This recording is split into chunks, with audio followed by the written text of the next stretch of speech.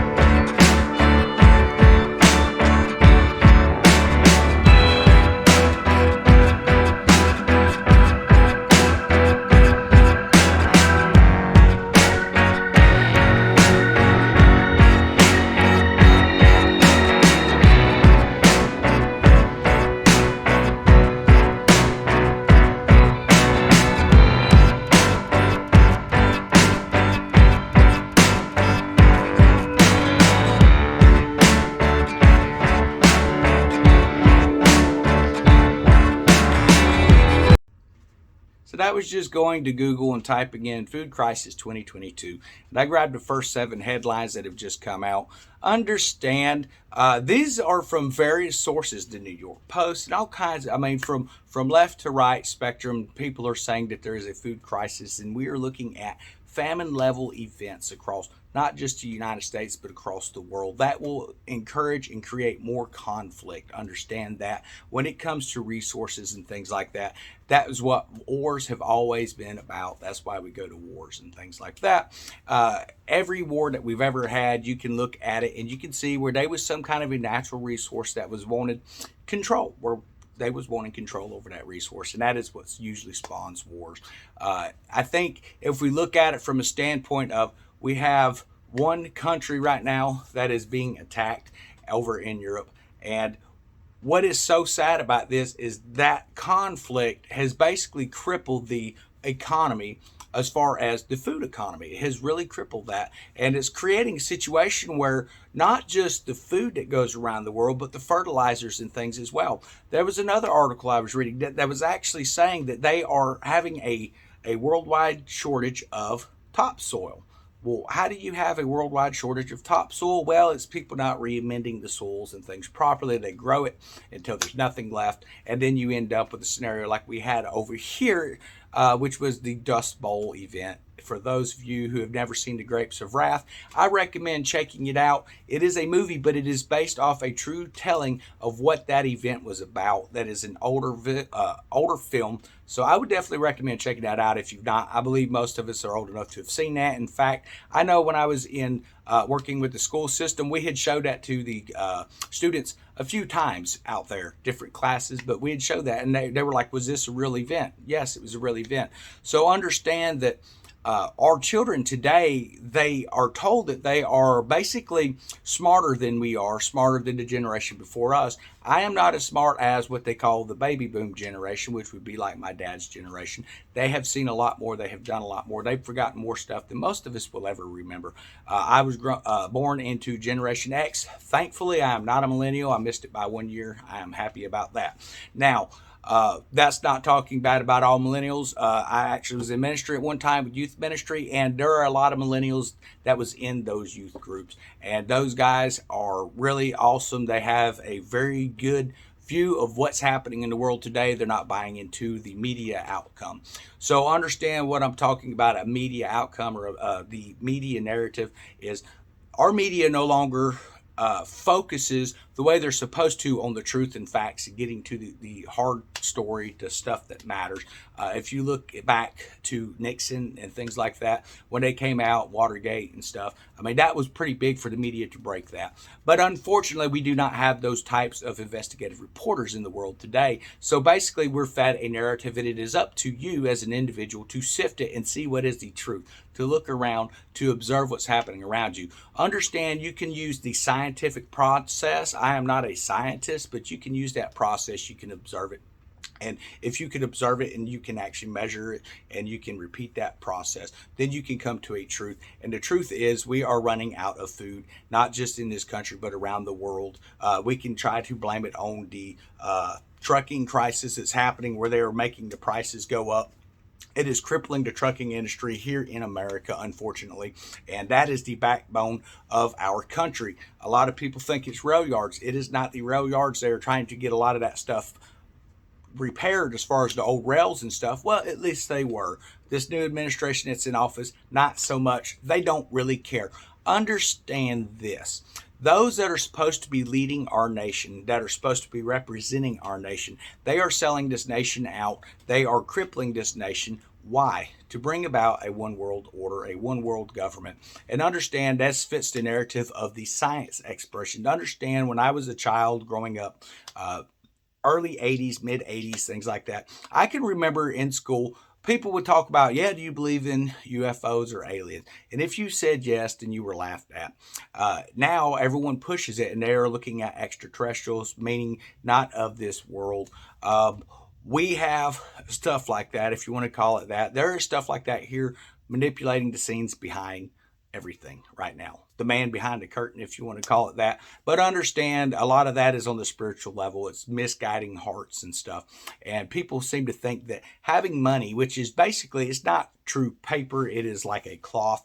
But anyway, we'll call it paper for the purpose of this video, because basically it means nothing. It means no more than this right here. This is just plastic trash. It's just garbage. And that's basically what it is. It is no longer backed by gold currency. They are manipulating the interest rates and things like that in an effort to try to move things along, they say. But what it is it's creating a situation where it's going to devalue our dollar. So you need to be getting to a situation where you have your preps ready. You need to be doing self-defense preps as well. You need to be learning how to do things such as trapping, snaring, and stuff like that as well, because the most effective way of hunting is not finding a stand. It is not just walking through the woods. It is setting up proper trap lines, snare lines, and things like that. And if you can learn those skills and develop those skills, you're going to learn where to put those at, how to check them, when to look for that type of food. Because understand, the reason hunting season follows a certain pattern is because it follows the birthing cycles of a lot of these animals, and it's to repopulate. But it also has a lot to do with the internal parasites and stuff as well. So wintertime, after heavy frost, you can hunt because there's less parasites within the food. During the summertime, you can end up getting a lot of parasite infested animals and stuff. And this is stuff that has been set up since back before I was born, before most people viewing this video was born. They found the best times of seasons, and that is where everything has kind of circled around. And if you look at the Native Americans, and I highly recommend, if you have never spoken to somebody and a true Native American tribe, that you do that, and you can learn a lot from them, because understand, they actually were following the migration patterns of these animals. And there were certain times of the year where they would move on from one area and go to the other, because this group would be birthing, but this group was ready for harvest. And they would follow those migratory patterns. And that's what we need to learn how to do as well. Understand that the days of jumping in your car and going 1,200 miles in just a few days, those days are coming to a close. Those days are coming to an end, unless you want to deal with having to stop at state lines and show proof of these things and different stuff like that. But back on track to what we're talking about.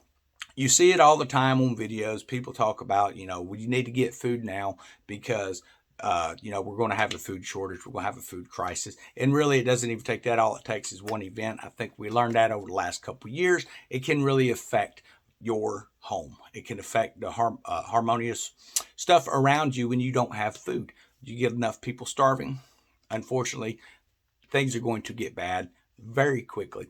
So one thing that I've noticed in my neighborhood is I am literally the only garden in this area. Of the houses that live out this way, there is absolutely no gardens being kept anywhere except for mine. So that's why we have rubbernecks, is what I call them, where they riding down the road and they got to see what you're doing out there, see what's going. And one thing I had noticed is I would go out and I would count my cucumbers and things that are growing, getting ready to mature, and measure the size. And then, like, if I got 4 today, I would look at the vine and say, okay, well, there's at least 4 more tomorrow. And when I would come out the next day, they might be one and three would be missing. And I originally thought it was just, family members would come over and get them. But after talking to them, that is not what's happening. So there's a bunch of kids in the neighborhood, and there's a adjacent property that's vacant next to us that's owned by a family. And we've had problems with people trying to go in there and get whatever they want out of barns and stuff. So I'm assuming that it's probably people getting that stuff. And where it would make most people mad, the way I look at it is God has always provided me with exactly what I need, exactly what my dad needs. And if there's an overabundance there and it's helping somebody out, I would rather them come up and be able to just give it to them or them ask for it rather than steal it.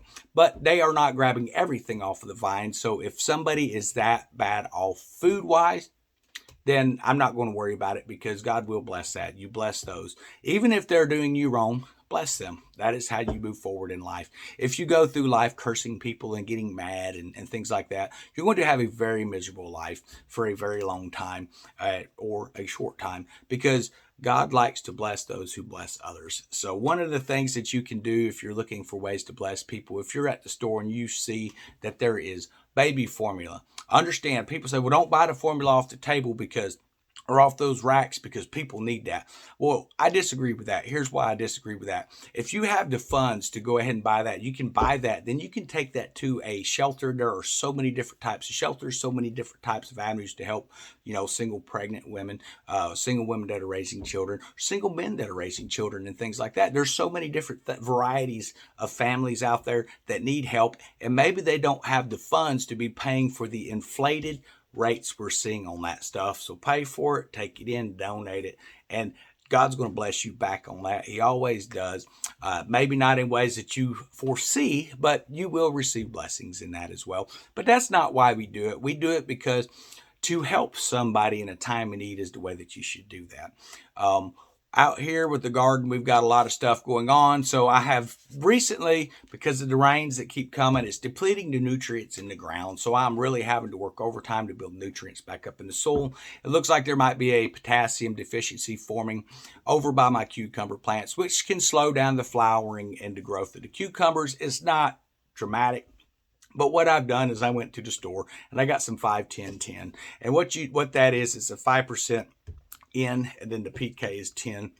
It's going to give it the potassium and the calcium that it needs for those plants. And you can just do a top dress on the soil with that as well. So that's kind of what I went ahead and done. I was trying to stay away from that, but I am not producing enough quail manure at this stage to continue to have to go out every few days and do that. It just washes out of the ground too quick. If I could get a good 3 day with no rain, it would probably stick around and actually benefit the plant. So that is one of the problems with Florida soil. Now you can build those soils up and buy dirt and mix all that in. But like I said, this is a project to focus on trying to keep it as natural as possible. Now you can get natural fertilizers at the store, which is what I would recommend doing.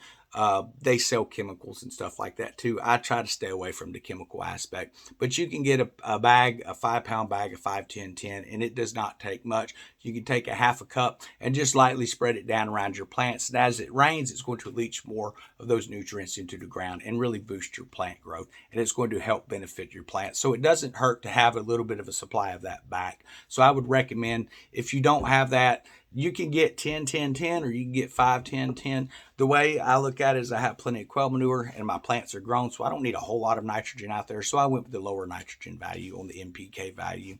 That's my recommendation to everybody. I hope everyone's having a wonderful day. I hope you're growing your own food. If you're not growing your own food, I hope that you are at least stockpiling your food. I hope you're stockpiling supplies. Stockpile medical supplies, personal hygiene supplies. Get what you can at the store. When you have people come up and they say, well, no, there's no issues here, just don't even argue with them, okay? Just move on, move past at this point, because you're not going to get it through their heads any more than you're going to get it through their heads that the problem is not the Second Amendment, or the problem is not Second Amendment people who exercise that right. The problem is these crazy people that abuse those rights, and understand most of the time they have lost their rights from felonies. They have lost their rights through violent actions or maybe, you know, they're not mentally stable. They keep pushing this narrative that we need to do mental background checks and we need to do criminal background checks. For anyone who has actually purchased a firearm legally in this country, you will know that those things are already on the questionnaires and they get checked by the local sheriff department. So I don't know what more they want to do, but it sounds to me like they just want to eventually just get rid of everything, which is not going to happen. They can legislate whatever they want. There's an old saying that I'm going to leave on this. Molin Labe. Look it up. Check it out, guys.